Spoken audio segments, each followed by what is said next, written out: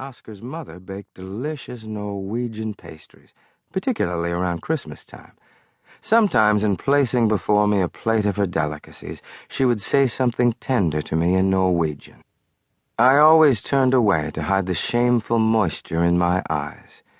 As Mrs. Sunderland knew, my mother had died when I was 7, and I think that was why she was especially kind to me. Oscar's tough old father presented no such problem. I doubt that he'd ever said anything kind to anyone in his life. Oscar was very much afraid of him and risked a whipping if he were not at home in time to help with the milking. No one was concerned about the hours I kept. I was a very competent 11-year-old. If I came home long after dark, my father would merely look up from his book to greet me, vaguely and courteously. He allowed me to live my own life, keep pet skunks and woodchucks in the backyard and the barn, pamper my tame crow, my many cats, and my faithful St. Bernard. He even let me build my 18-foot canoe in the living room. I had not entirely completed the framework, so it would take another year at least. When we had visitors, they sat in the easy chairs surrounding the canoe, or skirted the prow to reach the great shelves of books we were continuously lending.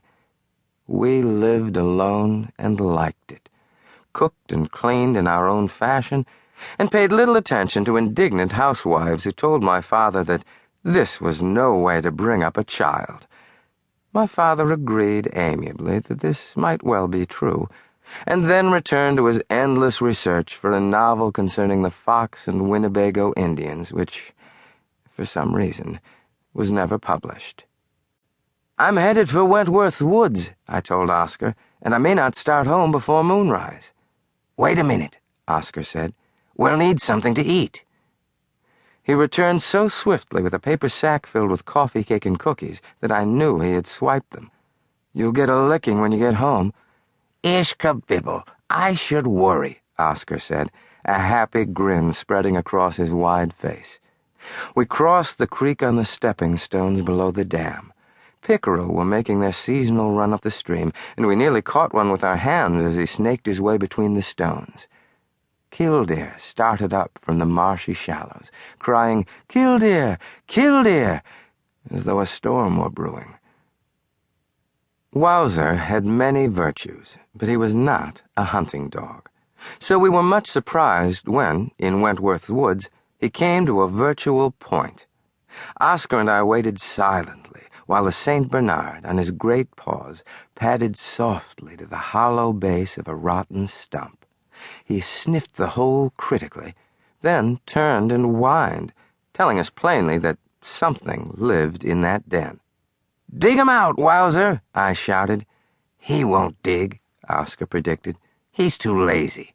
"You just watch," I said loyally, but I wasn't betting any glass marbles.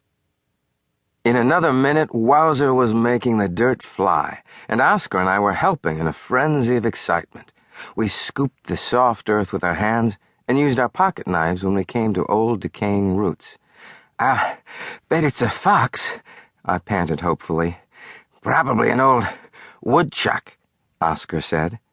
But we couldn't have been more surprised when a furious mother raccoon exploded from her lair, screaming her rage and dismay. Wowzer nearly fell over backward to avoid the flying claws and slashing little teeth. A moment later, the big raccoon had racked her way up a slender oak tree. 30 feet above us, she continued to scream and scold. In plain sight now, within the den, we found 4 baby raccoons, a month old perhaps. The entire litter of kits might easily have fitted within my cap. Each tail had 5 black rings. Each small face had a sharp black mask. 8 bright eyes peered up at us, filled with wonder and worry, and from 4 inquiring little mouths came whimpered questions.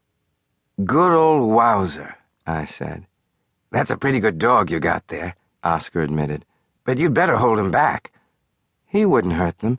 He takes care of all my pets." In fact, the big dog settled down with a sigh of satisfaction, as near to the nest as possible, ready to adopt one or all of these interesting little creatures. But there was one service he could not render.